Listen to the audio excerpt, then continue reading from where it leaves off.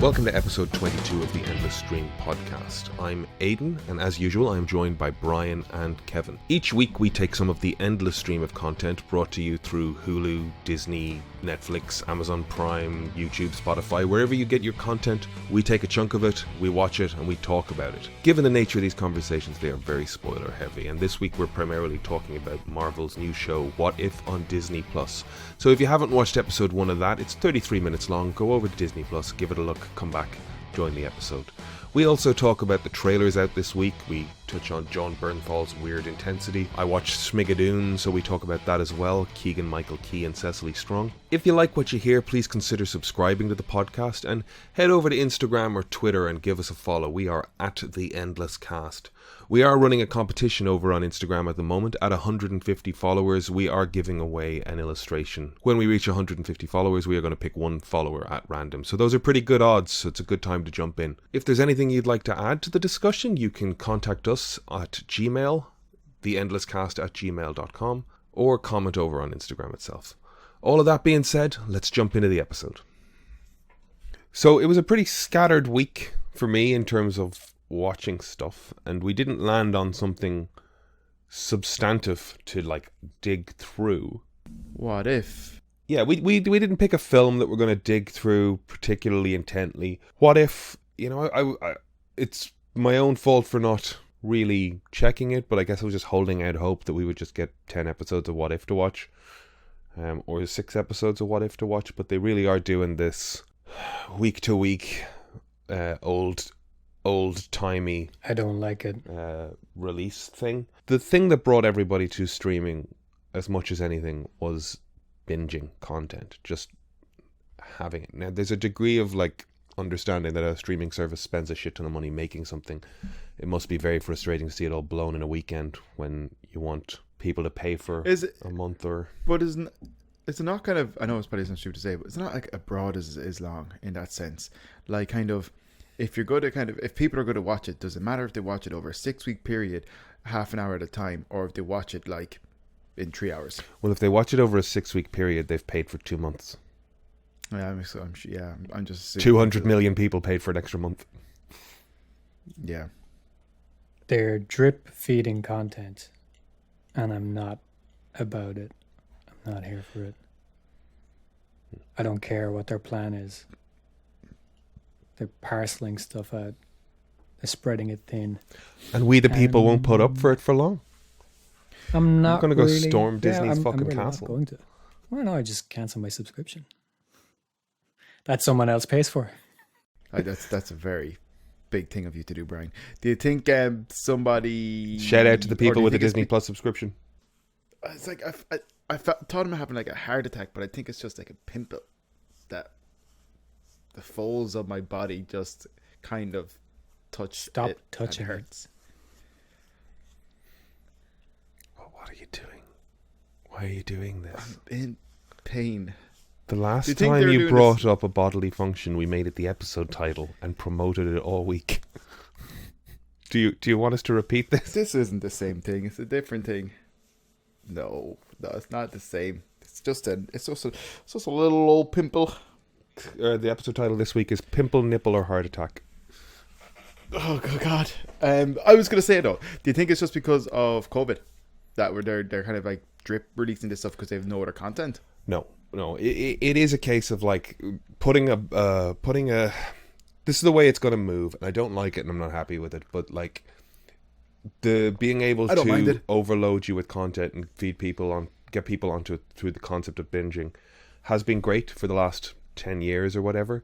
But if they're spending X amount of money making originals rather than licensing content like these streaming services started off doing, if you make 12 episodes of something, that's 3 months worth of parceling it out and advertising it and bringing people in with subscriptions specifically for it.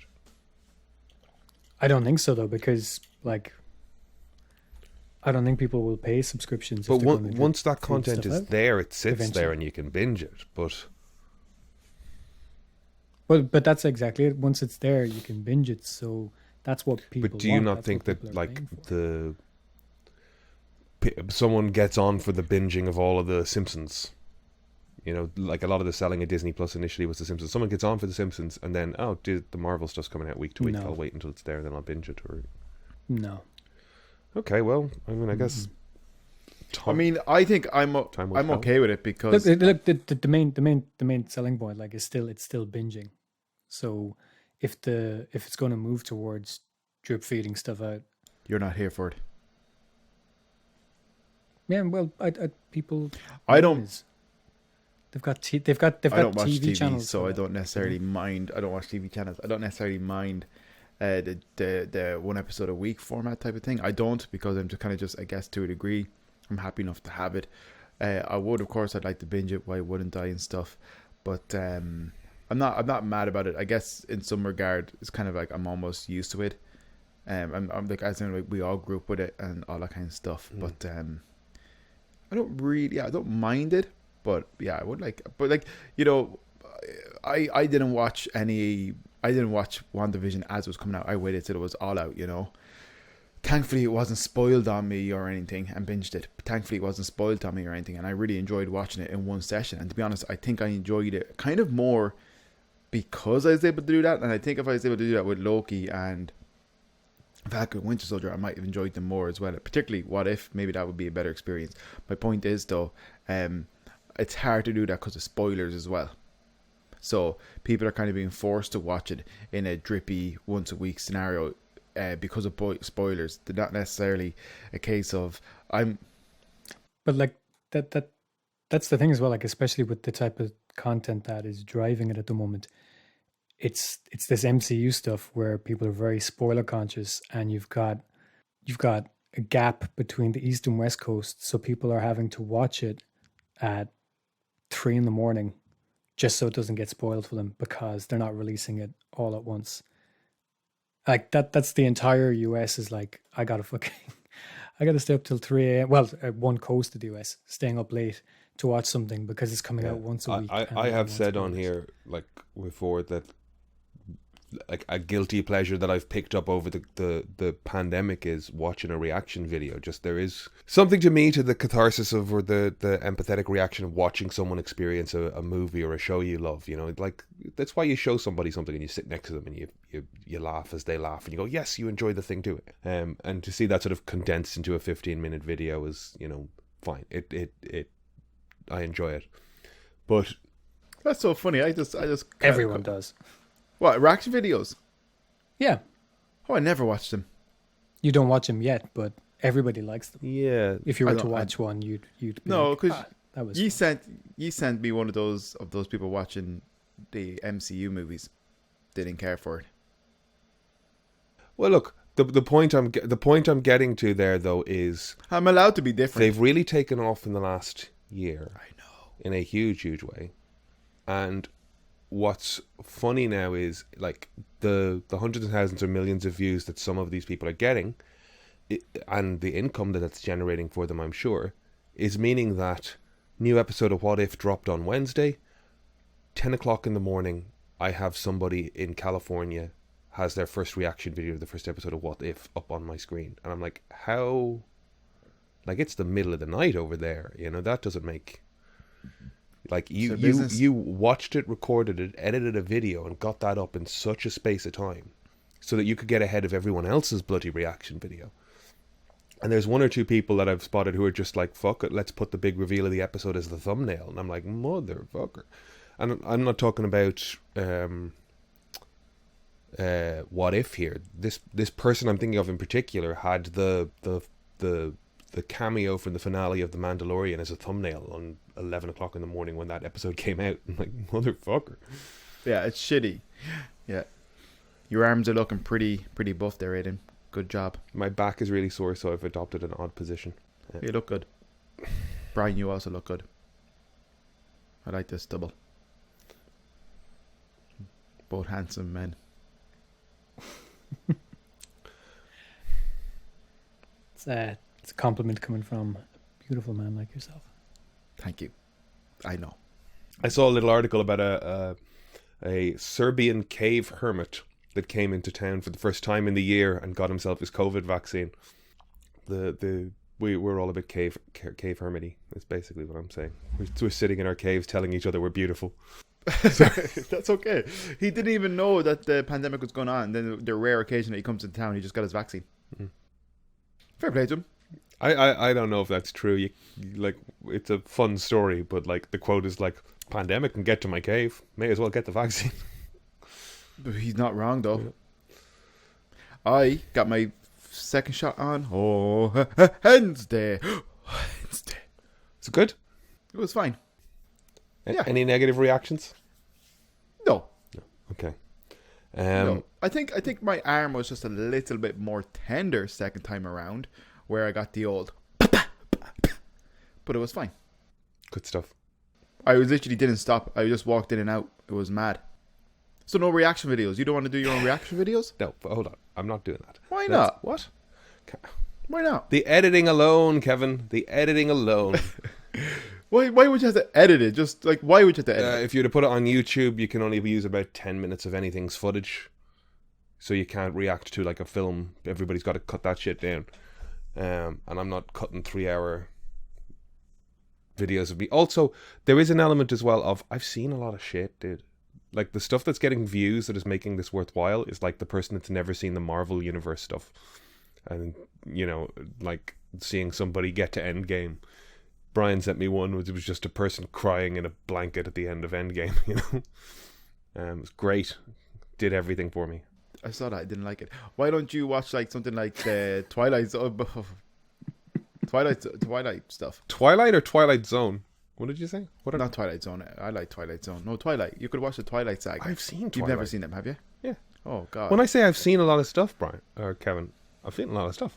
I've also not seen a lot of stuff, but I don't think that stuff makes for great clickbait, which is what these videos are to be worth doing, you know?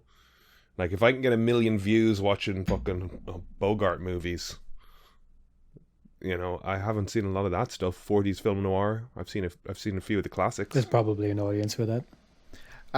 Academic, privileged white dude. Oh, academic. How would I say this? But it's not academic. It's action adventure. Like these no, things are good. Academic. You're academic. Academic white nerd watches Kardashians season 1 to 45. I don't know. Why would you do that to me? I don't want this to be a punishment. Cultured nerd watches. Yeah, but the people watching it want to see your pain. Yeah. I tune in to see that.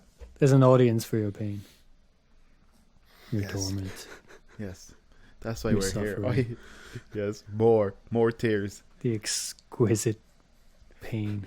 So as to be indistinguishable from pleasure. Brian's dark. I'm sorry.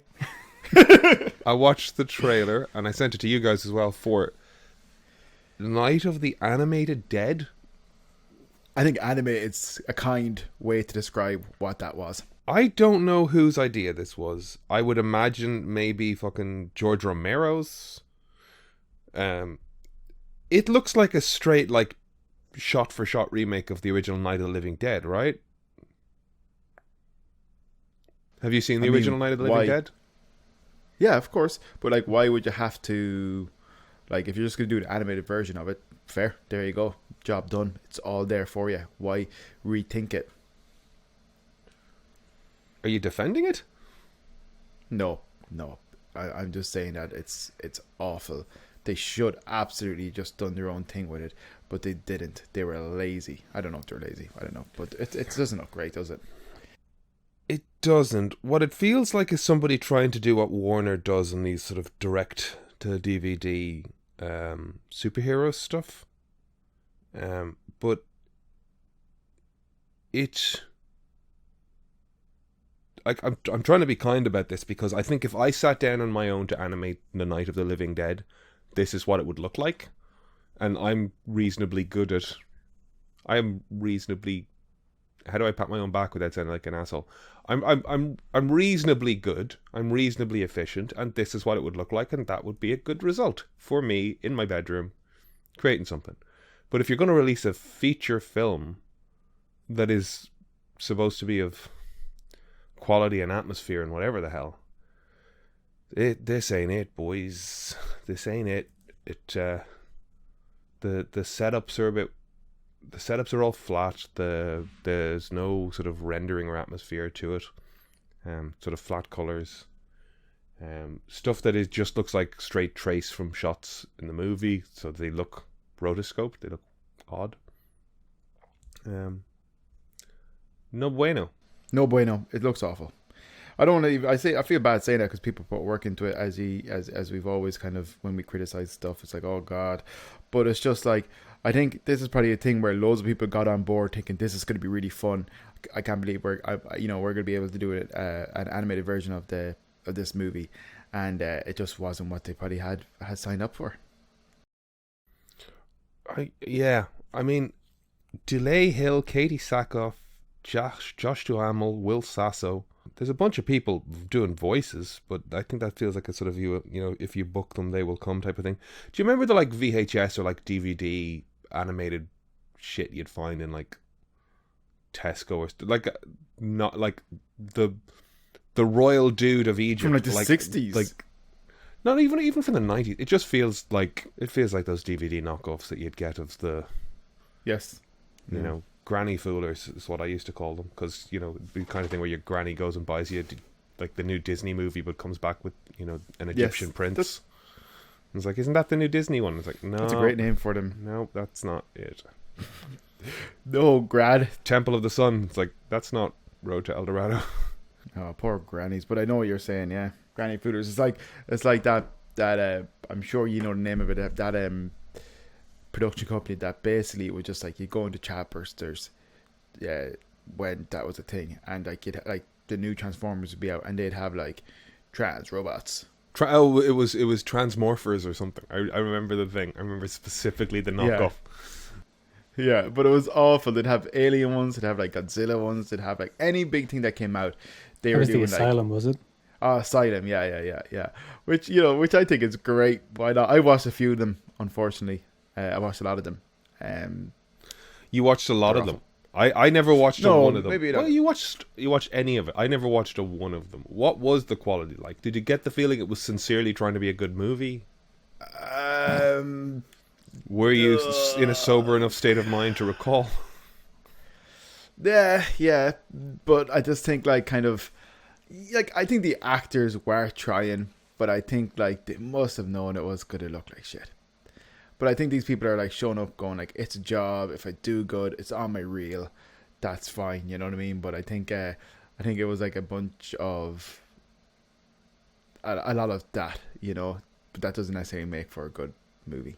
There's a couple of those. Like, I watched the trailer this morning for a movie called Catch the Bullet, and I was like, okay, that's Tom Skerritt. Here's a Western. Let's watch it. And it's like, this again feels like the distinction between a legitimate production company and an amateur person making something or other is very slim these days. But like, this I guess is a solid production company, but the stuff just looks wrong. There's no art to it. Is one way of describing it. Like a Western, if you're a small starting up production company in California, shooting a Western's an easy thing to do. You've got the landscape. But it's just, I was looking at it trying to figure out why it didn't feel like a film, and like, it was 16:9 ratio. There was no grain to anything. Like it had a very like home video feel to the cinematography. The music was like rock, like contemporary rock stuff, rather than being like what's the difference between like an Unforgiven that looks and feels like a Western, and then this stuff that looks like TV nonsense in a field, People having taste, or I don't know, I think generally it actually comes down to the script, ultimately. I think you can tell any story. I think you can tell a good story on any budget. It shouldn't take away from the fact that it's a good story. You know what I mean? Yes. I know what you're getting at, like but you do have to make a budget appropriate story, I'm not going to make a Oh, yes. cinematic. I understand what you're saying. Yeah. Like, I wouldn't true. Yeah. You wouldn't want to be like kind of telling like a space drama thing with like zero budget. Yeah. Like, in Dublin. Yeah. I mean, like, might not work. Cube is a great example of that sort of like that is a kind of big sci-fi horror kind of thing, but they had one bloody box and they just changed the color of the lights and did everything it needed to do to make you feel like that it went on forever. But I remember watching that on a Monday night when I was a kid, and maybe RT2 or something. It was. I actually thought it was great when I first saw it. it was well done, you know. I think Never liked Hellraiser.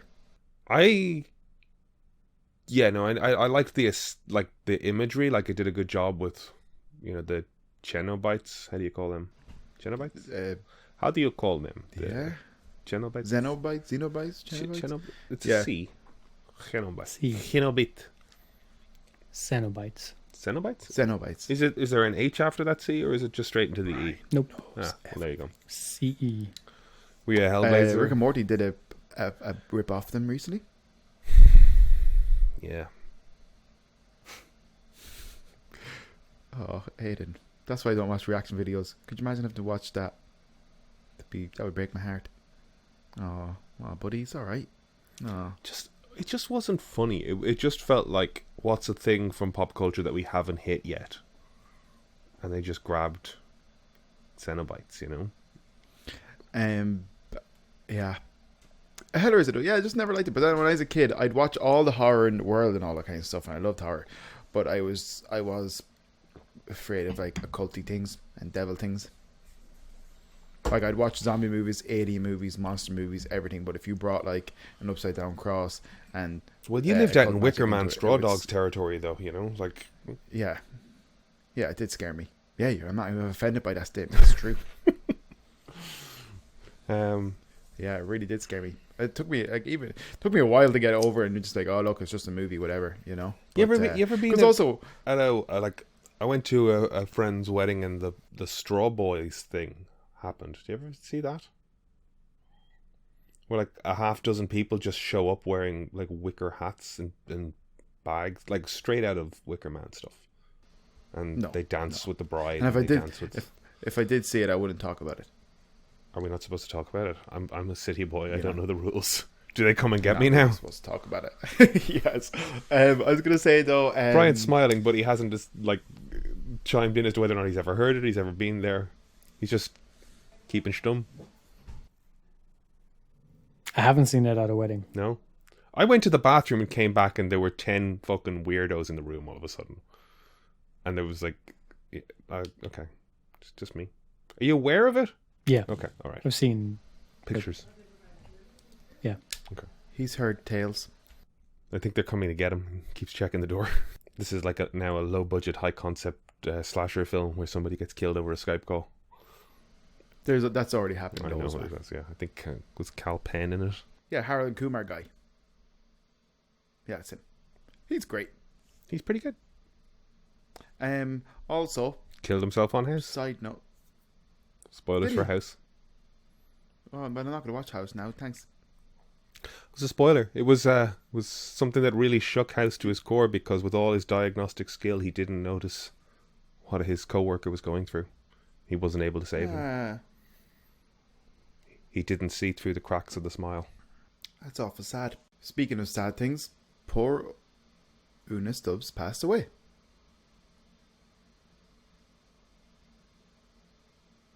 Una Stubbs, guys.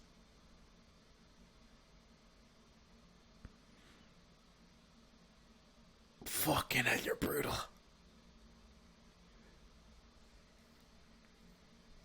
She's in Goldeneye. She's quite a famous British actress. Are you fucking with me? What else is she in? Well, rest in peace. She's a great person. I don't know if you're messing with me or not. What else is she in? Goldeneye, and who's she in Goldeneye? She was in Wurzel Gummidge. Wurzel Gummidge. Okay. Was she Miss Sally? Well, I don't know who she was in Wurzel Gummidge. She was in Midsummer Murders. She was in Benidorm. She was in Doctor Who: The Eighth Doctor Adventures. That sounds like the radio play stuff to me. She was in The Worst Witch. Oh, yes, that's what I know her from. She was in The Worst Witch. Heartbeat. Heartbeat. Why does my baby... I feel like, given the extent of our pop cultural and celebrity knowledge, that the silence from Brian and I is slightly disrespectful, if amusing. But watching you then list a bunch of mid to low tier obscure British shit that we can honestly perpetuate Never this seen. bit with by just staying silent and going, nope.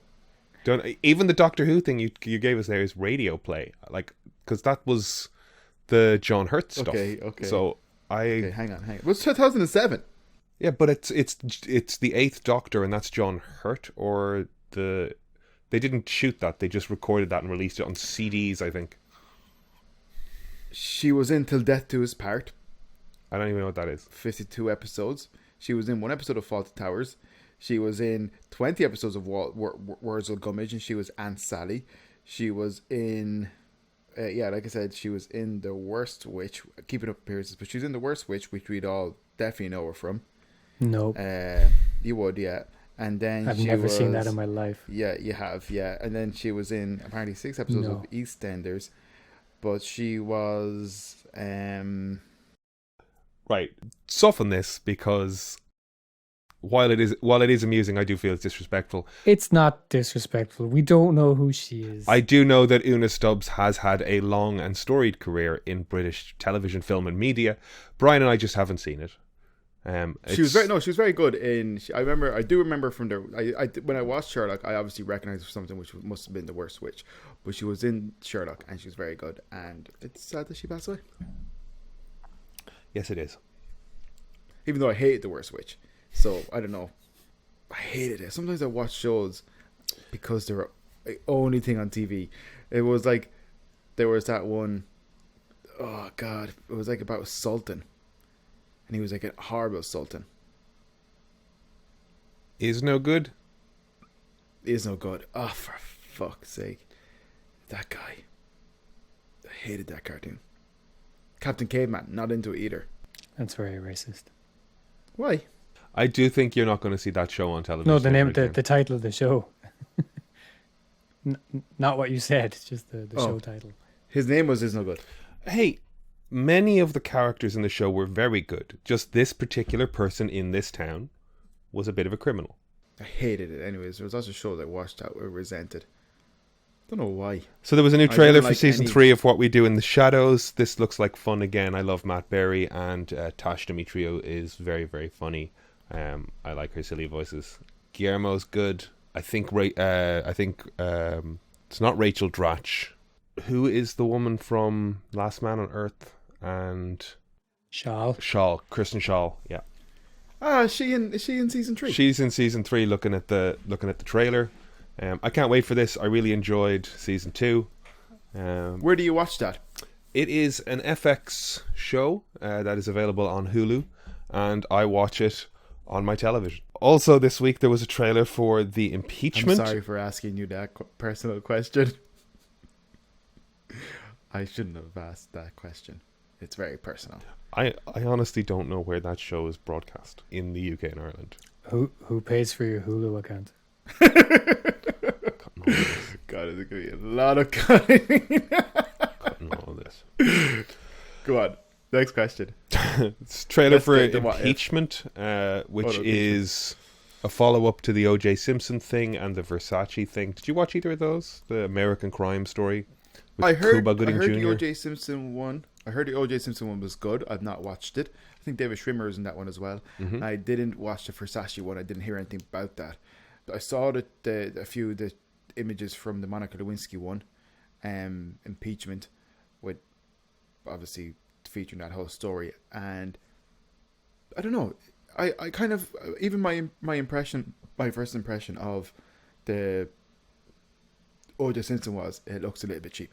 Do you remember I said to you the last week that like there was this sort of, it's just time moving forward, and I guess you start making period things about things that happened in history, but like the mid-90s aesthetic is shit looking. The clothes are too baggy, the hair is too huge. It's just horrible looking. But like, you know, when they go to do like the early 2000s, that's gonna look so bad. Oh God, that's gonna look so bad. If you look at like, say like pop videos or like red carpet stuff and pop stars at red carpets and things in the early 2000s, it's definitely the worst we've ever looked. Speak for yourself. I looked amazing. Brian met me in the early 2000s. Didn't I look great? Brian. Don't you Una Stubbs me. But, I think there's someone at the door. One sec, I'll be back. Beanie Feldstein is a really good actress. Casting her as Monica Lewinsky, I think, is probably a good job. I do think that the costume department has decided that Monica Lewinsky is just thick black hair and, I don't know, a long coat. What year did all that happen in? 95, 96, somewhere around there. I'd remember all that on the news, and I would have been like 8. Clive Owen is Bill Clinton. Does that look right at all? Did I you didn't even even notice that was recognise him? It's just a shitty fake nose and grey hair and a lot of shooting him from the lower back. Like, at least in the trailer, I don't know. All of these shows look like weird pantomime to me.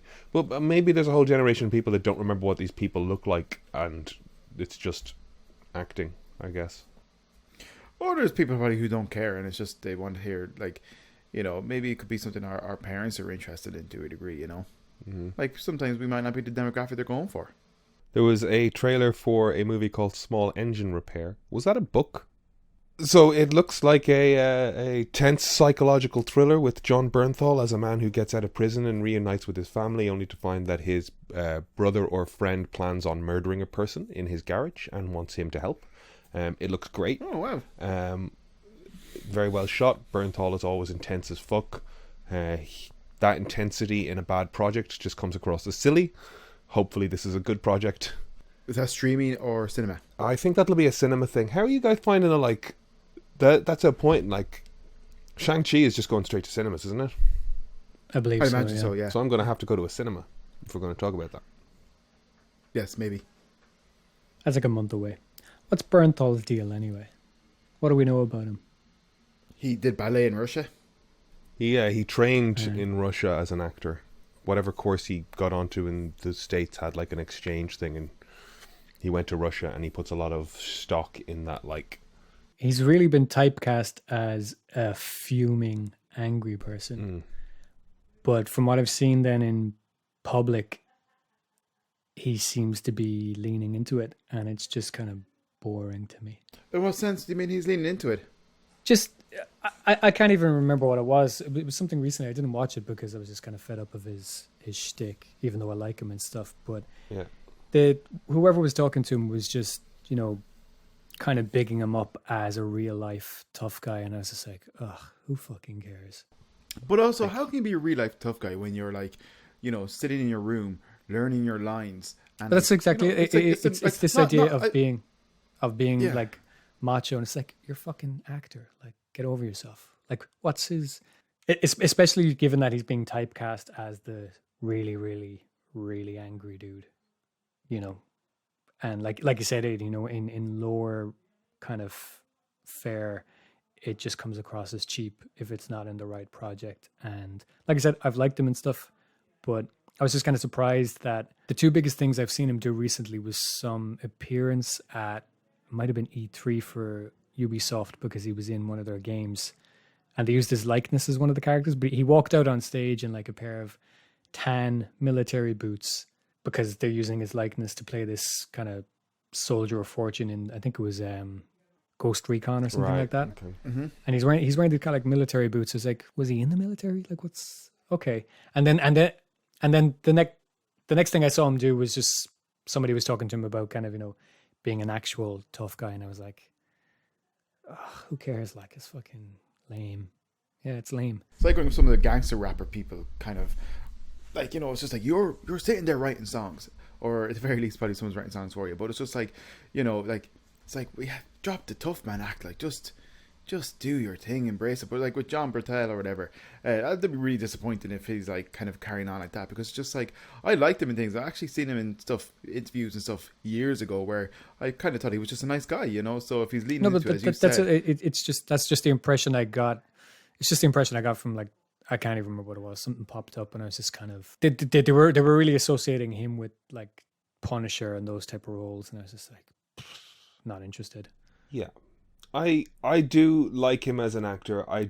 So what I was trying to say is, like, I think he did like a significant interview, like he did a Marin or a Rogan or something, where he talked about, you know, what his life was before he went to college, and you know, he does tell stories of being a stupid young dude that got into a lot of fucking fights and redirected that energy into, you know, acting and stuff. So I don't doubt that the guy could probably get into a fight if he fucking wanted to, and would probably handle himself. But I don't think it needs to be the personality that he puts forward through his entire career going forward. Right, he's now an adult. He's now an adult, though. That's not a child. Yeah, I think there's an element of, once you're playing the Punisher, the media is going to try and, especially as you get into video game stuff, the sort of military fucking fantasy that Americans have about their fucking army and playing their video games is frustrating to watch. Didn't happen to Thomas Jane. Thomas Jane was the Punisher. Thomas Jane went to gun shows for 3 fucking years after playing the Punisher because he thought he'd play it again. He went weirdo method on the Punisher just as much as anyone else. Like, cool, and I respect him for it. Tom Jane became a punchline based on how much he wanted to play the Punisher again. Whose punchline? Not mine. Not yours. Listen, Thomas, don't listen. Not yours, but I guarantee he's going to like this fucking video, and then you're going to be like, oh, was I talking shit about Thomas Jane? I like Tom Jane, and I like the dedication, but Tom Jane. Tom, I'm on an abbreviated name basis with him. Very well, very well. Yeah, I know what you're saying. Berntal's kind of being marketed as this tough guy shtick. The Those Who Wish Me Dead thing with Angelina Jolie, he was a cop in that, but even then I think he was a survivalist, so there was a bit of that shit in there as well. I'm trying to think of movies where it wasn't there. He's in Night of the Museum as Al Capone, but even then he's playing like tough guy gangster. He's in Ford v Ferrari as a gun. Oh, I forget. He plays a V8. He's a tough guy in Sicario until Del Toro sticks his finger in his ear, completely subverting his tough guy image, which I thought was great. Yeah, no, it was. Yeah, I think he's got more range than we're seeing. I'm trying to run back through the catalogue in my head of things where we saw a bit more of that.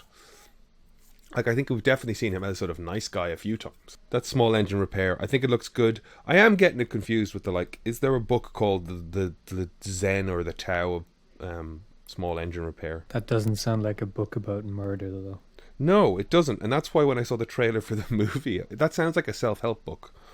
I thought it was like, you know, that sort of finding Zen or meditative behaviors in everyday task, you know. Mindfulness. I'm sorry, I'm just looking at this. Is it Zen and the Art of Motorcycle Maintenance? Okay, that's where I'm getting mixed up. Brian, you watched Evangelion, the new Evangelion. I tried Evangelion. To. I was so lost. So what is it? Like we talked about this a little bit. There's a series, 2 movies. I kind of don't know. I think it's a remake. I think it's the 4th installment of a remake or a retelling of the original story. And this is part 4. When I hit like, I saw it on Amazon as well, and I hit play, and it said Evangelion 3.00 plus 1.01 or something like that. And yeah, it's like, fucking naming convention with this thing too. Like, it's not helpful. It's a mess. The plus made me think it was like using elements of the previous iterations woven into whatever the new thing is. No? Okay. Because the first thing I saw was like a clip from the TV series in 4.3. It opened with. Yeah, you know? it's just sort of, like I said, it's a kind of a retelling of that story with some new characters. I was lost. It kind of reminded me of everything I don't like about Evangelion is that it's very obtuse. It's very heavy in a lot of kind of jargon and things like that. Kind of, it's almost like it confuses jargon for storytelling sometimes, and it was kind of a bit tedious.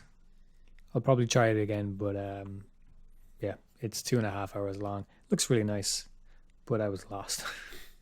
It's obtuse. It's Not for you on first glance. well, like, Not for you. You didn't get through it. Is basically. I think Evangelion is kind of overrated anyway. I get why people like it, but I remember watching it when it came out, and I'd heard about it. I'd been reading about it in magazines for quite a bit, and they were talking about like that it was the biggest thing in anime in the longest time. It was huge in Japan, and I loved the designs. Great looking machines. The suits and the machinery, like, just looks so good. And then when I finally saw it, I was like, "What? What's this? I don't know about this." I get it. I get the kind of there's a real kind of hopelessness and dread to it, and the end of it is kind of fantastically apocalyptic. There's a lot in there to like, but I think it's pretty heavy-handed as well. As far as I remember, Anno wrote about it when he was going through kind of therapy, basically, and psychoanalysis, and he put a lot of those themes in there, but it's a bit heavy-handed and on the nose, I think. But there is a lot that I do like. Like I said, the designs and everything, and there's the story moments in it that are worth it if you can kind of get to it. But watching this reminded me of all the stuff I don't like about the original version, which is just that kind of what the fuck is going on, but not in a David Lynch way, just in a there's too much terminology, and I feel like I need a glossary to kind of know what the fuck is happening here. I'll try it out again because it does look good. I couldn't figure out if it was I think some of the actual I know the mechanical stuff was 3D, but some of the character stuff looked 3D in places as well. Oh, weird. It looked odd. Yeah, but I don't know if that's just because it was so crisp or if in places it was 3D. I couldn't tell. So, speaking of, they released a longer trailer for the Witcher spin-off animated by Studio Mir, and only in watching the longer trailer did I realize that that's 3D as 2D, and it's disappointing because Studio Mir stuff is so nice. It's 3D, yeah. I don't like it because they did the Dawn of the Agents thing or whatever that thing based on the video game is. That looks really nice. That's Studio Mir as well, and it's beautiful. And I just assumed that this would be in the same style, but it's 3D, and I don't like it. What? The newest Witcher trailer. Make sure it's the newer one. What do you mean 3D? It's 3D. It's that 3D animation, like cell shading, kind of passing as 2D. Hold on. Hold the phone. I'm putting it in the chat. This? Which there's a lot of anime doing lately, and I don't know if we've talked about that, but like a lot of anime is being made that style lately, and I don't like it. It's getting better, but I don't like it. That's CG. I will cut out the silence. I'm just looking at it because, like, I'm looking at, like, I always expect, like, environmental elements to be that, but I'm looking at it trying to figure out. I'm trying to, like, the dragon thing. Yeah, absolutely, that makes sense. You can see it in the rotation, but are they just? God Almighty. Okay, if this is some of it looks more 3D than other parts of it. Are you sure? Like, is it like 2D rigs, like a Toon Boom kind of thing, like 2.5D? I didn't see this in the first teaser they released, but then in the newer one, I could see it. I'm going to want to see a making of. I think it looks cool. Anyways, I'm not really sure now. There's definitely shots No, in it there's that, one or two shots, but I very like kind of telltale. But this is looking less so. see the tricky thing because they mixed it for the last thing they did for like battle scenes where they had loads of characters. So they have been using it, but maybe they've mixed it here. So there's definitely stuff in there that's CG elements, and if you're using Harmony or After Effects rigs these days, rather than being straight hand drawn, the rotational properties of those 2D rigs these days is kind of ludicrous if you build them right, and it can feel like, to all intents and purposes, the optical illusion is the same thing, you know. But it there's something. Yeah, no, looking at it now, it looks kind of more hand drawn. I'm not sure which shots I was thinking. It feels a bit powerhousey rather than Studio Mirror. Yeah. If that makes any sense. And maybe it's the way they're doing the After Effects compositing. You know, there's a lot of glows and stuff on it and shadows, and I think that's bringing it to a sort of Castlevania vibe, but without being as precise as Castlevania. Like, Castlevania has a very sharp, angular, layeredy thing, so this thing looks a little simpler in comparison. Yeah, I'm just trying to figure out which shots were. Anyway, Evangelion looks really nice. It's very slick. I watched about 30 seconds of Evangelion and I went, do you know what? I don't care. And I switched over to Apple TV's Schmigadoon, and I watched 2 episodes of that, and that is a musical series from Barry Sonnenfeld with Cecily Strong and Keegan-Michael Key, Fred Armisen, Kristen Chenoweth, Alan Cumming, Jane Krakowski. And my favourite part of the first episode was the element that explained to them the magical situation they were in was they tried to cross the bridge back to the real world, and a leprechaun version of Martin Short appeared and sang a riddle at them and then disappeared. So if you want to see Martin Short as a leprechaun telling them how they can't leave a small musical village until they find true love, I recommend Schmigadoon. Schmigadoon sounds like a word Jack Black would say. It does, You doesn't it? said that already. Did I? I believe you did. Yeah. Who? I did. Yeah, I think so. Yeah. When? When Aiden discussed the trailer a week or 2 ago, I think you said the same thing then. Oh, I have no recollection of that. God, my brain is just so I could be wrong, dumb. but I feel like you've said it before. I'm so sorry. I think I said last time as well, there's so much to like in that trailer, and there's so much, if you like musicals, for them to parody and for you to enjoy as a musical fan. I do think naming it Schmigadoon is a bit What's that reference fucking to? crap. There is a musical from the 60s, I think, called Brigadoon. And maybe nobody gives a shit, and they're just happy enough with the Weirdo Town name. But, like, I do think it's just a little... I don't know, it just is a little on the nose to just name the thing Schmigadoon. It just feels like the... Does Keegan-Michael Key say it at least? He says it a bunch, yeah. That's good. Yeah. Yeah. I can already tell I'd like to hear him say that word. Gives him lots of options. Schmigadoon. Just to, before you get into your next subject, Aiden, yes, that is Evan's art. Ah. I bought some after you Very posted good. about it on the podcast. Oh, nice. Yes.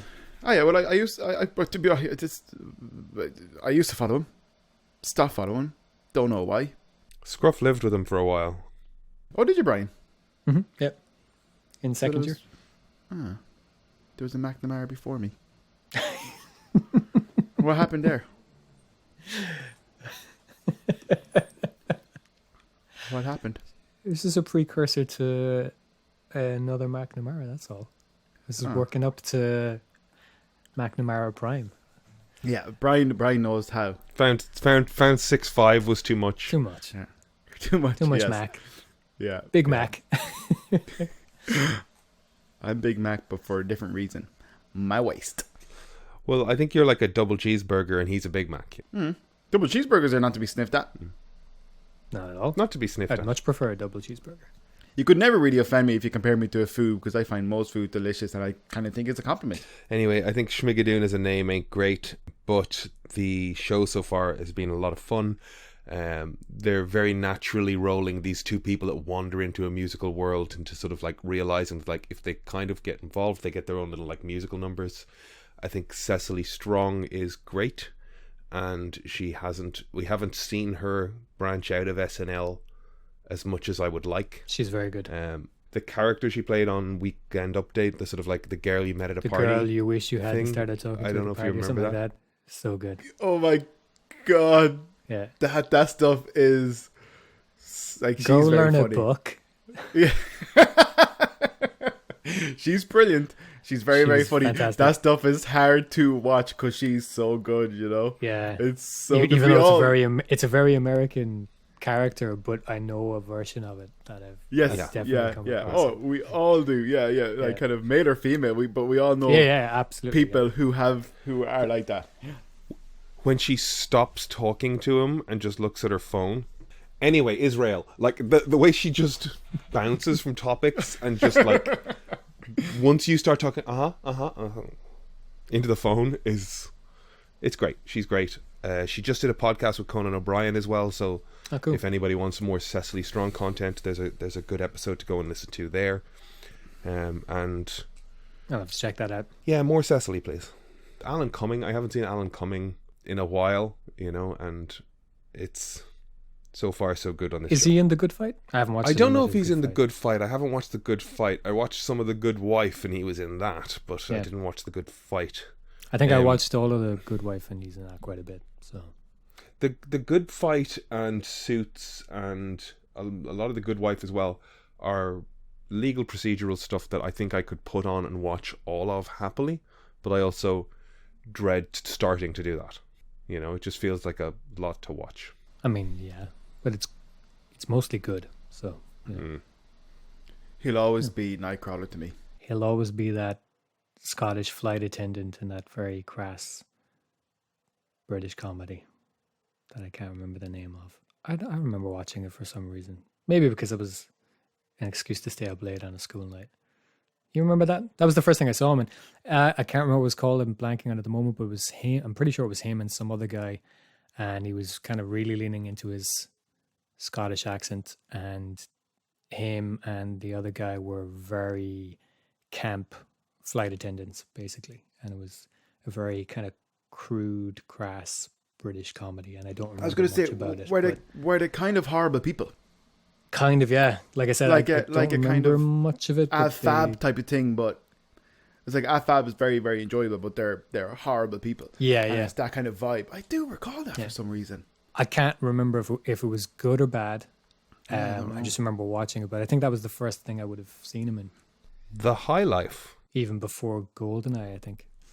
Didn't Goldeneye, I think, is the first place I saw him. yeah, he was a computer technician. I remember him Yep. in the video game. But he's awesome as Nightcrawler. My God. He's great, but it wouldn't be the version of Nightcrawler in my head. You know? But it was cool to see him. The opening scene was cool. The opening, but you see, when you say the opening sequence, that's a stuntman Yeah. and some visual effects, and then his sort of like quiet, nervous German shtick. Mhm. It's fine. Like Alan Cumming's amazing. I don't think his Nightcrawler was amazing. I think we're just happy to have seen Nightcrawler. Nightcrawler, probably. yeah. Yeah. I'd love to see a good Nightcrawler. I'd love also to see Gambit. Gambit's like, he's not so popular, is he? I don't think he is. I like I don't think Gambit. people know. Like, I don't think the broader world knows what Gambit is, or who Gambit is. You know? Yeah.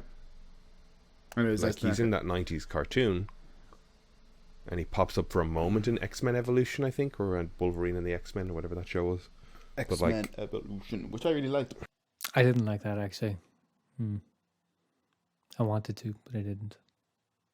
Schmigadoon is Barry Sonnenfeld, very much in his pushing daisies kind of energy. You know, I don't know if anybody ever watched Pushing Daisies. I loved the pilot, and then I was kind of disappointed every episode because it was very, very kind of, just kind of serialized kind of thing, procedural. Was that that Lee Pierce guy? Lee And- Pace. Lee Pace, What is his name?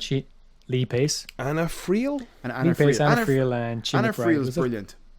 and Chenoweth. And Chenoweth, Anna yeah. So yeah, I kind of heard the concept of Pushing Daisies, liked the idea of it, hated the show. I didn't dislike the show, but I liked the pilot a lot, and I wanted more of that. And then each episode was just kind of very, kind of, case of the week kind of stuff, Maybe should we watch it then? Because which is okay, but it's not, doesn't really hold my attention as much.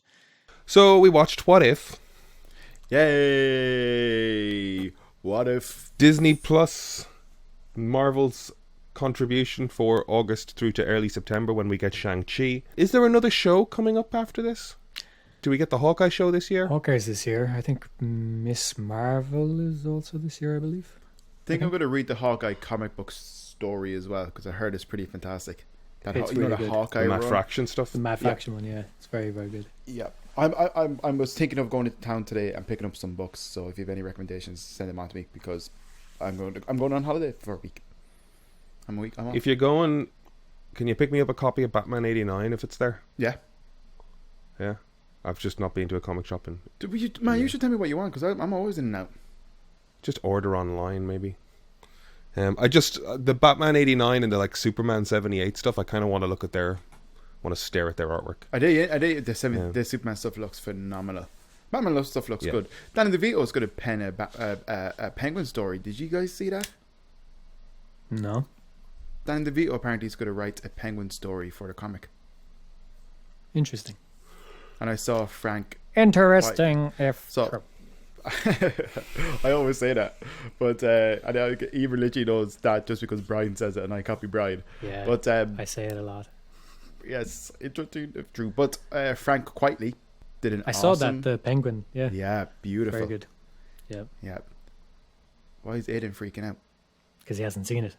Matt Faction, Batman 89, Superman 78, Danny DeVito writing the Penguin, Frank Quitely drew a penguin. Interesting if true. No, he definitely drew it. I saw it. I have very shattered, segmented thoughts, and my brain forces them together, and life is torturous. Contentment check. Great. I'm actually flying it. I've had a great week. Nice. Disney Plus's first episode of What If was up on Wednesday. We all watched it. Captain Carter. What did you think, Brian? No, don't let Brian go first because he's gonna Sorry. say kind of all the. He's gonna make sense, right? And I'm gonna agree with him. So I want to get my opinion out there first, so I don't just go back on. Oh no, actually, so people will see me go back on my word and be like, Brian's right, yeah, because that's what I do. That's what I've done for the last 12 years. It's an education being with you guys all the time. I learn so much, and then I go out in the world and I tell people stuff like it's my opinion, and I sound really smart. But I was gonna say, Kevin, what did you think of What If? I liked it. I hated it. I think no, Brian, stop. Reverse your position immediately. Brian, you're good. You're good. I'm too impressionable. Stop. I liked it. I just think, like for the first episode, not much of a what if in terms of like kind of what ifs to me were always just like what if like Aunt May got bitten by the spider instead of Peter, and it's like a really bizarre weird story. This wasn't the biggest kind of alternate reality step away from the biggest change in this is that rather than being frozen, she gets projected, goes through the Tesseract. Like otherwise, it's the same story. It's gender swapping Captain America basically. Story is more or less the same. Yeah. The biggest difference is that the present or future or whatever you want to call it has a female Captain America. Captain and Carter. So this was very much like a prologue for the actual what if. I feel like. Sorry to cut you off, but yeah, I agree entirely with you. Is that it's not that much of a what if. Yeah. Until the end. Yes. Yeah. Because that potentially, because this would obviously be like some sort of mini event. She's going to appear in the films. Really? 100%. Hold on. Let's let Kevin let's let Kevin review. Kevin, you were saying it's not much of a what if. Aunt May being bit is more of a what if. I agree. Yes. Continue. Yeah. I'm sorry. That kind of stuff. You're fine. I thought, to be honest, I kind of felt like the inclusion, like, I think it would have been even better if Hydra Stomper wasn't in it, because like kind of like the character wasn't that present in Steve's storyline in that sense. So why include Steve? Make it more about character. I liked the animation. I thought the animation looked phenomenal in parts, but I kind of think I would have preferred it if it was more classical as opposed to digital. But that's not necessarily a criticism. I just think I actually did think some of it looked great. But yeah, just like not different enough. It was literally like getting the guys in a train, doing this. Like it was step for step, just different. It's really different like a prologue for the rest of the series, I think. Sorry, by the way, I liked it. I was joking when I said I disliked it because Okay, great. I was setting Kev up to just reverse his position immediately. Did I do it, Brian? No, you give didn't. us your Okay. thoughts. You didn't Give take us your the bait. thoughts. I set up for you. Awesome! Good. I'm learning. Brian, give us your thoughts on.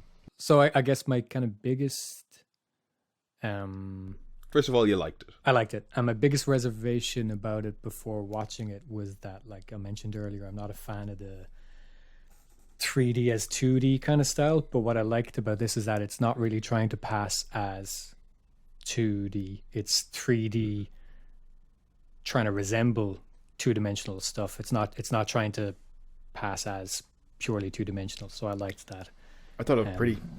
Yeah, no, it looks good, and it's essentially, it's not hiding the fact that it's 3D. Like I said, there's a lot of anime I watched recently, and a lot of it seems to be funded by Netflix as well because they're pumping money into anime, and it's obviously more efficient to do the 3D models rather than like drawing stuff all the time. And then they try to pass it off as hand drawn, and I just not a fan of it. Sorry, like a half-assed explanation of what's happening with the 2D modeling end of things as well is Brian might remember the concept of a shape tween in Flash, that you have an object with X amount of points or vertices that can be instructed to move to a next position, and point A to point A, point B to point B, point C to point C, and you get transforming shapes in Flash. Toon Boom and Harmony have a very effective shape deformer that will allow you to get an object, because Flash's one was a disaster a lot of the time. Like no animator I used them for anything remotely complex. They'd fail on you. Like it got better with later iterations, but like early on you'd just get this fucking chaos happening. Harmonies is really good, so you can get ahead to move through a rotation using one vector object fairly handily. And like it is a more complex procedure than that, but it does mean that you're getting 2D objects that can rotate. But that's not what they're doing in the stuff I'm talking about. I'm sure that's not, but I'm just, I guess what I'm doing is allowing for, I've seen some of the Warner Batman stuff, Superman stuff move to that. I don't like it. I think it looks too stiff. I think the life that's in a sequence of drawing is different than a static object that's changing. And that's the thing. If you're going to have an object, like you said, changing or something, then just let it be that, you know. So yeah, but my kind of reservation before watching this, when I was looking at the trailers, was not a fan of this kind of 3D as 2D thing, but this felt more like 3D as 3D, but just kind of stylized to have a bit of a more illustrative quality to it. And I think it generally looked pretty good. I thought it looked nice in parts. Yeah, it's a bit cutscene, kind of video gamey in places, but still not bad. I liked it. So basically, my kind of biggest reservation was kind of dismissed early on because I thought it looked pretty nice overall. It's essentially a retelling of the first Avenger, so it's not a huge departure in terms of what if. That's the thing I'm thinking about it now, is that I was under the impression when I first heard about it that it was going to be an animated. It was going to do what the What If comics did, basically, but in animated form. In that it's going, which is very much a sort of Twilight Zone, kind of concept. I think what it actually is, and that's the vibe I got off the opening with the Watu. Yeah, but I think what it actually is more, it's more of a setup for the broader multiverse, basically. So I kind of thought it was going to be like an anthology, kind of like the Twilight Zone, and kind of like the comics would suggest in terms of a what if instead of this it was that. But I think what it's actually doing is it's setting up the multiverse of madness. I think it's very much the comics were non-canon, they were like alternative versions of what if this thing happened? What if Rick James was the Hulk instead? That's a real comic book. But Rick James. Yeah. But instead of it being an opportunity, not Rick Jones. Rick James, Like Super Freak, yeah, Super Freak. it's an actual issue of the Hulk. I don't know if it was, I don't think it was What If, but there's, anyway. So the young teenager that Bruce Banner saved from the nuclear blast was Rick Jones. So I'm sure it's somewhere along the lines they did a What If Rick Jones were the Hulk. Is that the extension of the joke? Somebody went, what if Rick James were the Hulk? They made that comic. I haven't read it. I've just seen the cover where Rick James with his braids turns into the Hulk. But anyway, my point being is that the comic was an opportunity to tell non-canon stories. Have fun with premises, yeah. Yeah, but I think what this actually is that these stories are canon in a sense because there's now a multiverse. So they're setting up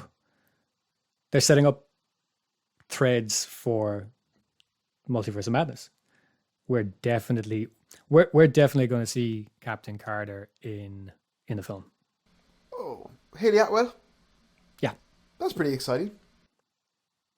Why bring her to the present if you're not going to she's going to appear again in the series, obviously, because it ended on kind of a cliffhanger, but I think we're definitely going to see her in the live action. Okay, I think that's a great idea. I'm curious myself to see how these things do start to tie together.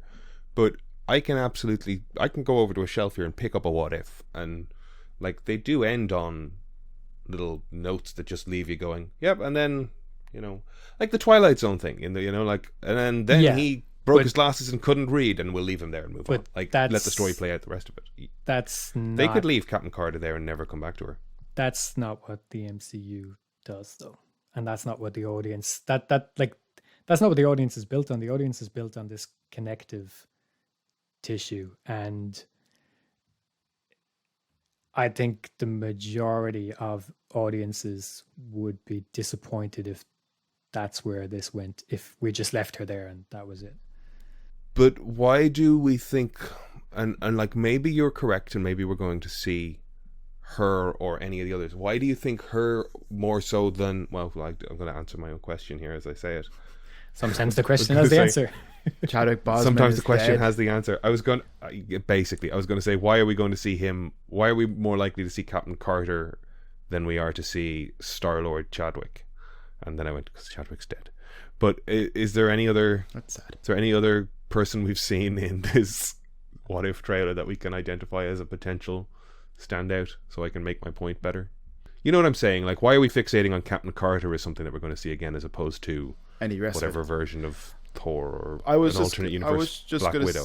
I was just gonna say, like, I don't know if the reality of it actually coming into the live action MCU stuff, but I assume there's going to be some sort of event, like kind of small event at the end of What If, where these characters are all going to come together. Yeah, we'll see Doctor Strange or something. Mr. Doctor. Doctor Strange is going to be in episode 4, and apparently it's all going to kick off after that as well.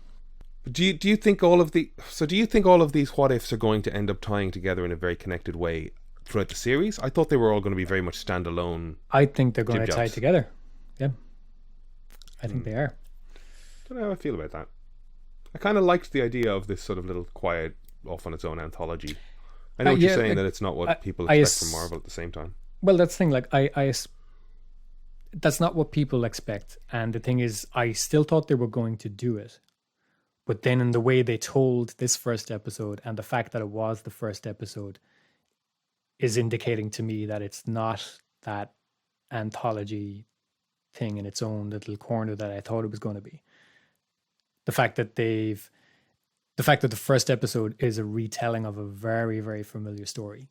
It doesn't depart in major ways other than to bring her to the present. And the way they told that. So not just what happened, but the way they told what happened. It just indicated to me, I mean, I could be completely wrong, but I think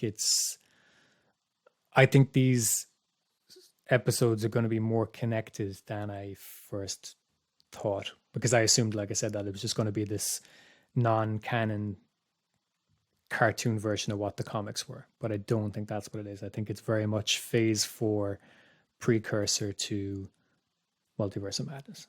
I guess I have some questions about as well. Like I'm thinking about like why certain voice actors are back and why certain ones aren't. Mm-hmm.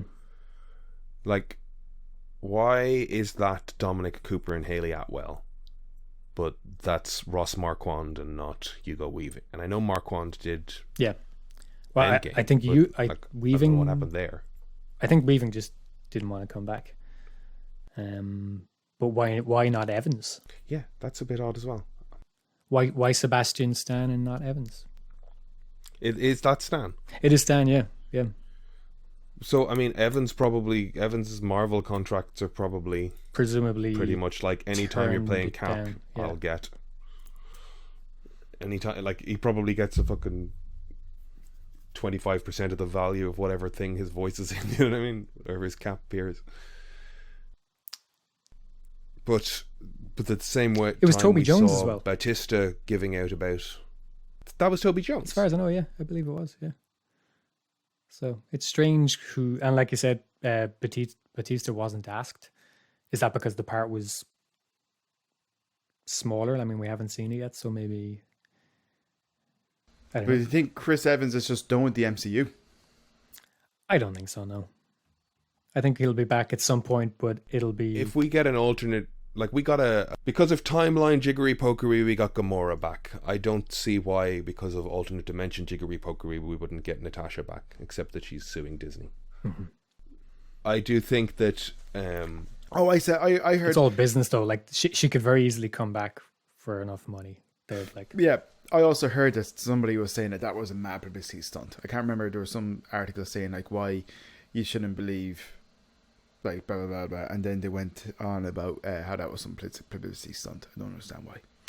It's also like, I mean, she probably gave it the go ahead, but she's got managers and lawyers and a whole team of people. Scarlett Johansson's not suing a business; is suing it's another a team business. Of people who Scarlett's off on a beat somewhere. Money.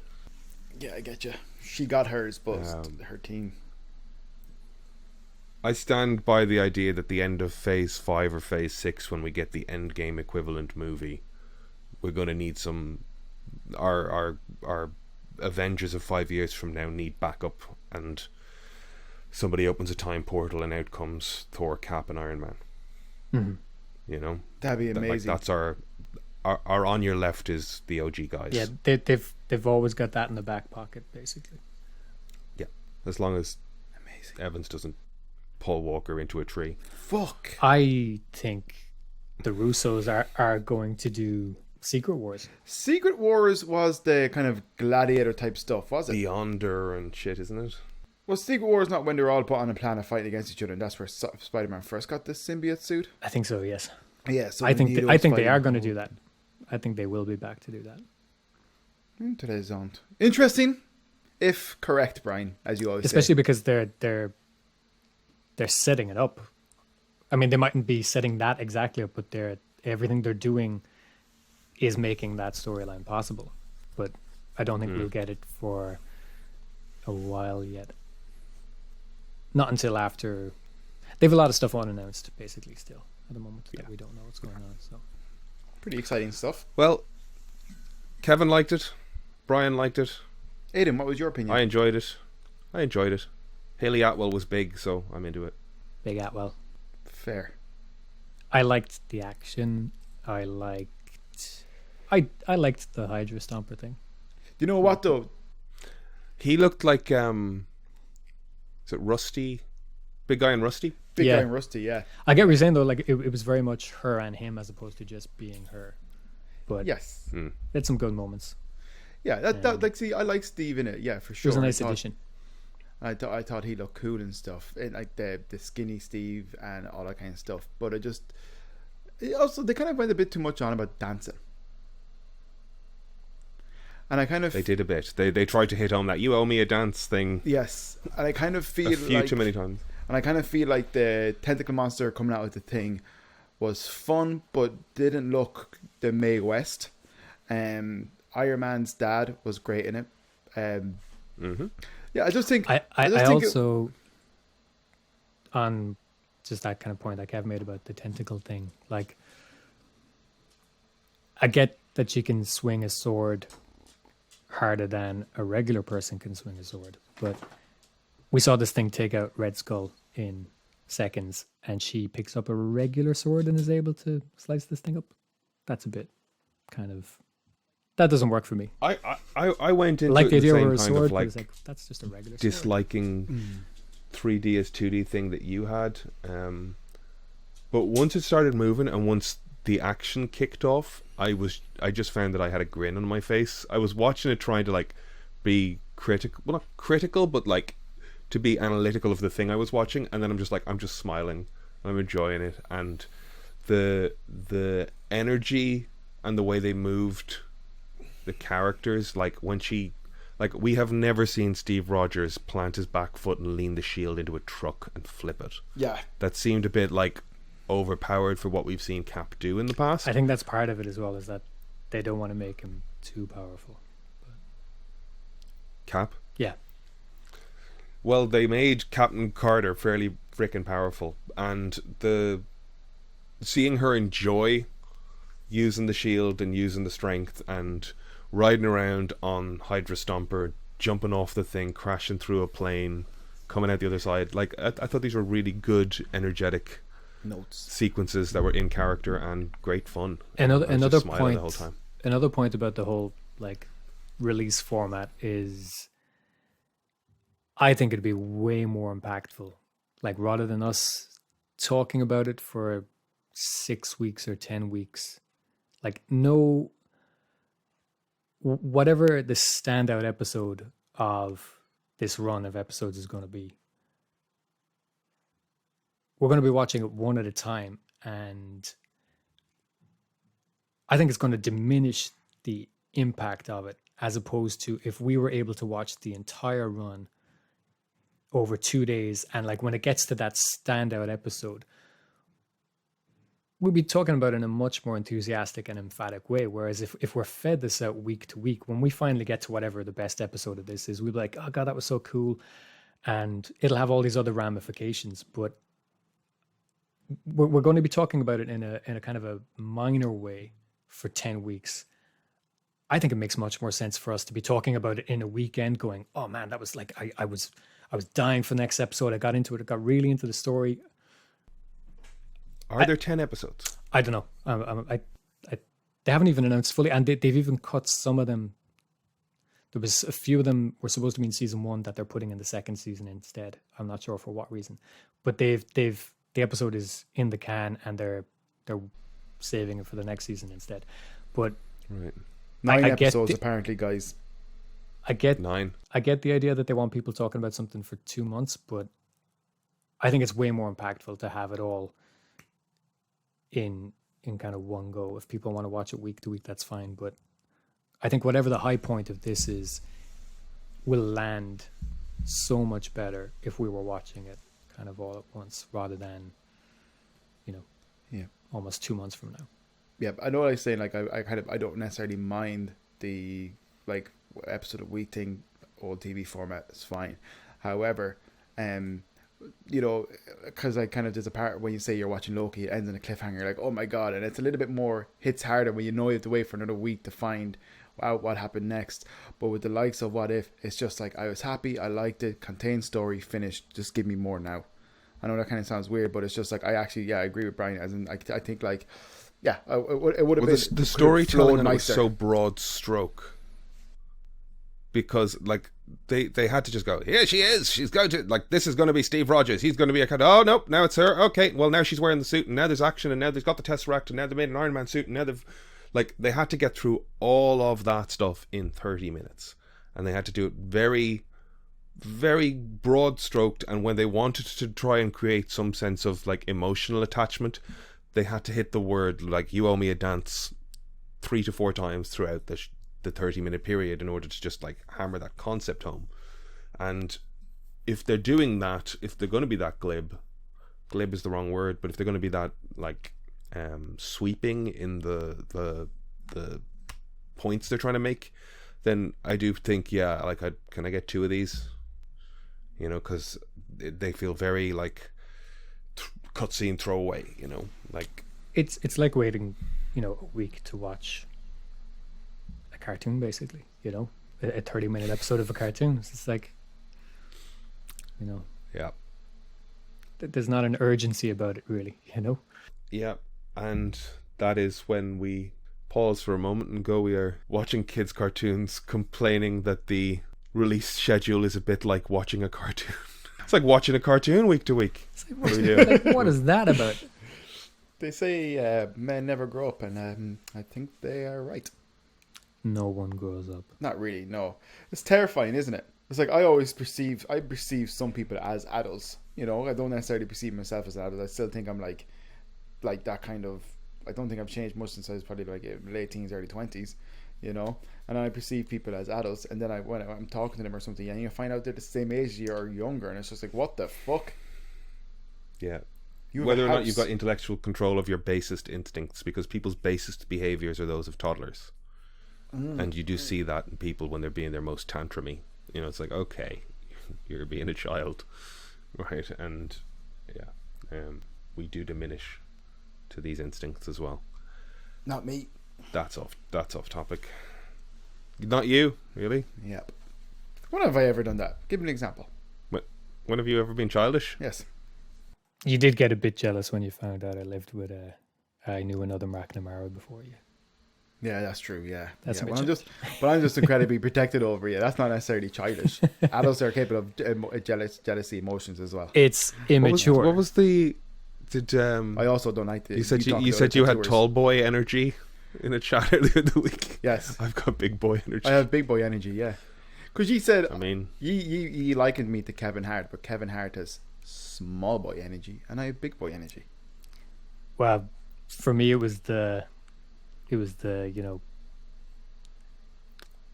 His rapid response when thinking about what he said afterwards. It was the emphatic reaction followed up with a very, very quick apology and the very earnest, I'm sorry. Yes, yeah. It's a Kevin thing. It cracked me up. Yeah, yes. So what if next episode is Black Panther? I imagine Peter Quill, Black Panther. I don't know, actually. I don't know. I've seen some clips of like Black Widow killing Iron Man. I saw some. Stop! I don't watch trailers because I don't want them to be spoiled. We literally watched. We have a trailer section. Where? In this podcast. Haven't heard of it. I'm just saying. I don't. We gotta work on the social media. We probably talked about it before, but I blank stuff out. Yeah, sometimes I'm concerned if I have real trauma. The only one I'm really aware of is Black Panther being Star-Lord in this What If run. You also definitely don't cast Jeffrey Wright just for a voice role unless you're gonna bring him into a film. Who that? The Watcher, Jeffrey Wright. It is Jeffrey Wright, isn't it? Is that name? Westworld.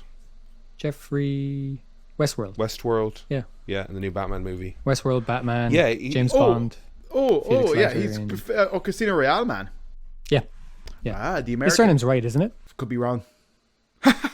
Anyway, you don't cast him for. Yeah, he's a big deal. A cartoon character. Yeah. We've seen the Watchers in Guardian. We've seen Watchers. Yeah. In a Stan Lee cameo. And Stan Lee had no idea what the context of the scene. That's a kind of Thanos-y kind of thing as well, where it's like, is that the rendition physically, visibly, visual effects wise of the Watcher that we're going to see? No. We'll get a new one. And this one is the Uatu, the named one, whereas the other guys were just Watchers.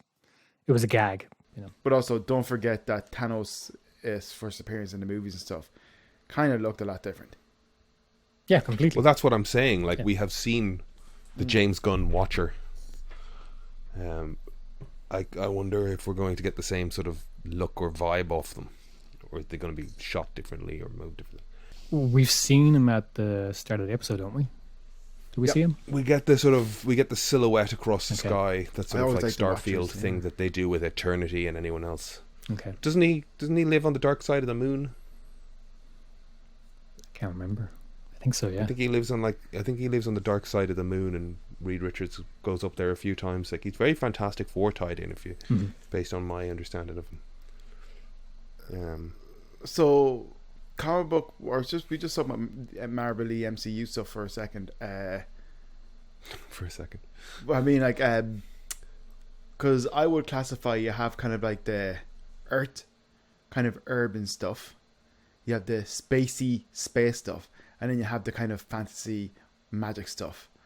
I was always into the urban-y world stuff more so than fantasy magic and space. I'd probably be into the space stuff more than the fantasy magic stuff. I don't think I've read much fantasy magic stuff from Marvel.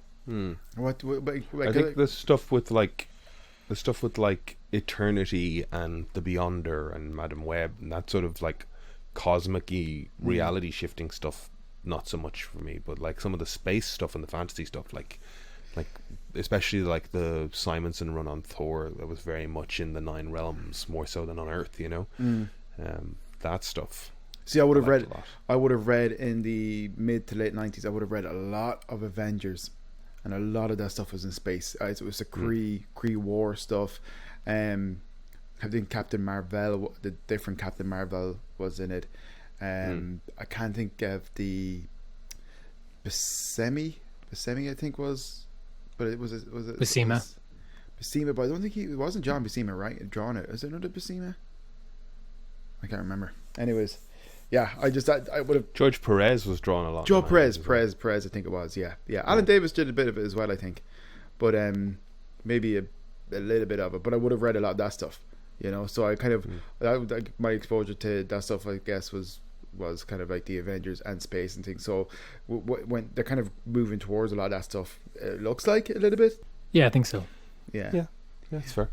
Yeah, so I know what's going on. That's a great shift in conversation. You're welcome. We had our first leak image of the Moon Knight costume, and it's kind of close enough in production at this point that like that could be real. I think I don't like it. I think it's real, but like I don't think. I think there's very few. You don't think it's treated?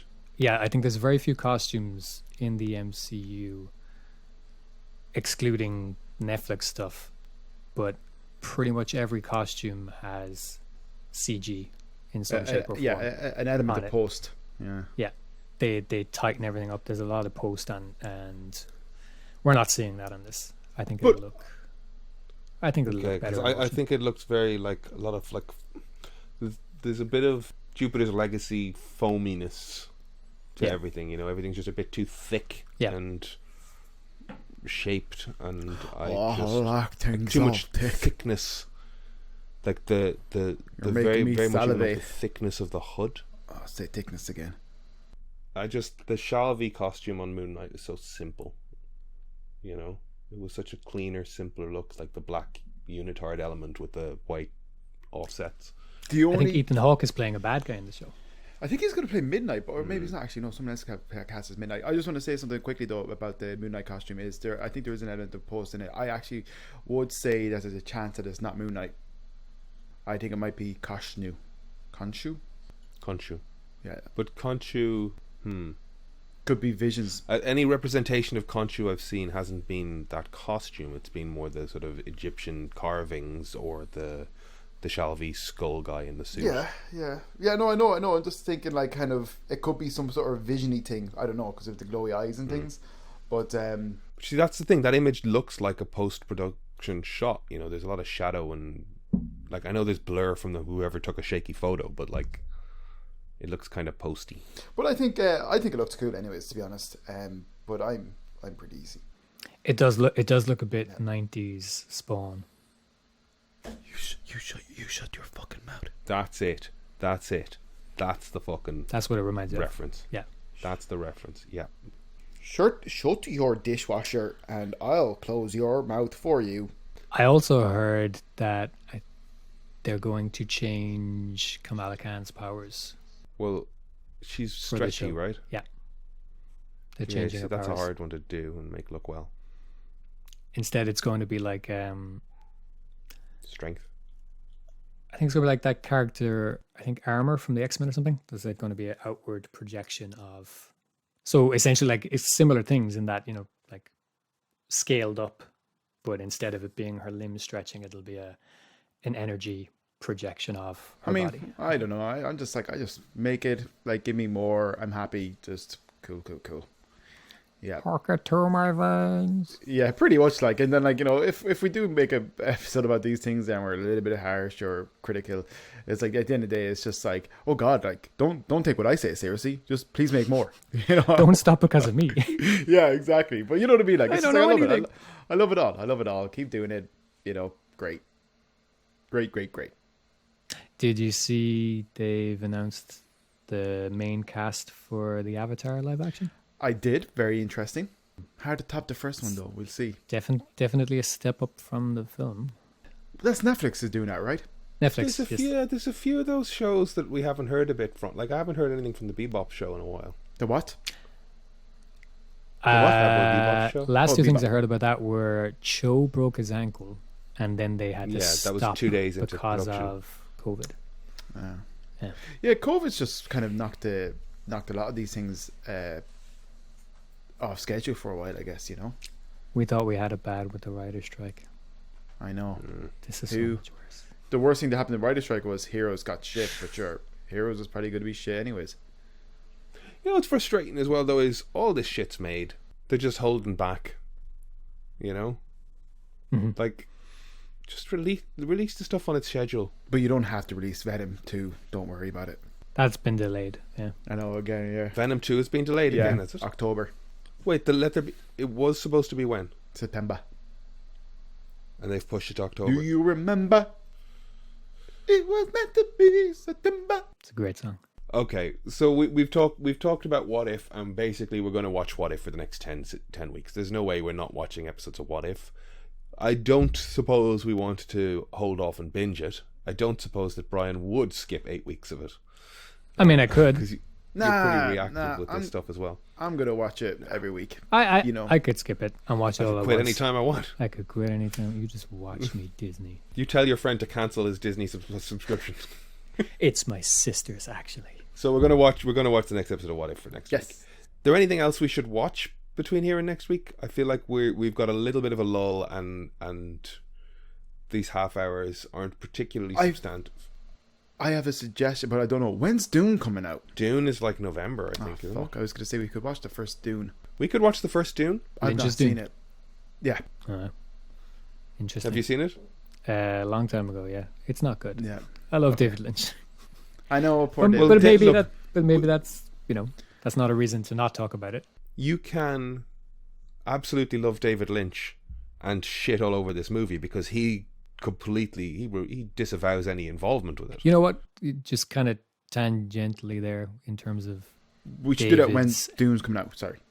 David's and films disavowed by David's, connecting me to Aliens was added to Disney Plus last week, and I watched it. I haven't seen it in a long time, and I don't think it has held up particularly well. There's a lot to like Aliens? about it. Aliens, yeah, it's kind of fucking boring. Aliens. I can see why it was a big James hit Cameron's at the Aliens. time. There's a lot of cool Yeah. production design in it. Cinematography is really nice. I remember the first time I saw it, like I was too young to be watching it, and one of my friend's older brothers had been talking about it a lot, and then we ended up watching it, and I remember as a kid being super bored at the start. 30 minutes into it, not a lot has happened. And then when stuff eventually does happen, it's just kind of, you know, I kind of had a thought when watching it in that it was 1986, I think. And I can see why people loved it because, like I said, visually it's great. The animatronics and stuff, production design, lots of cool stuff in there. I think the reason why a lot of follow-up films to Alien haven't been good is that this was very much the template for like a bunch of army guys being fodder for some kind of threat. Space Marines. And so many things have tried to copy exactly that format. And the reason they haven't been that good is because the original doesn't even hold up that well. Because the action is kind of boring. It's just them getting taken out in dark tunnels. Like it looks like one of the kind of experiences that they went on to create at the the theme parks and stuff. It's just a lot of smoke. It's a lot of corridors. It doesn't really look great. It's not that exciting. The stuff that people remember, they remember. But sorry, I will say, so Space Marines with like the big rigged, the fly cam guns. You know, like they remember you warming up for that. Yeah. There's a lot of dark tunnels. Game over, man. Yeah. Automated guns.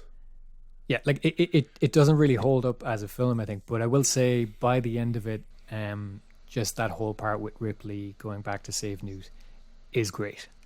It's very exciting. The fact that she kind of, and the alien queen is so fucking good. Stuff on the ship. And then back on the ship, that's all great, but there's a lot of fat in the middle. It's just interesting that I was kind of excited to watch it. And I remember, like I said, my initial thought as a kid was being bored and then liking it by the end. And that kind of hasn't changed. It's very slow. It's kind of boring. Not a lot happens. Really cool production design. Power loader, cool. Alien queen, cool. Rescue at the end, very cool. But all that comes before it. I know it's a bit of a tangent there, but just on the subject of... No, it's a valid observation. I mean, I guess we weren't really talking about aliens, but it's a valid observation. It's like the stuff that...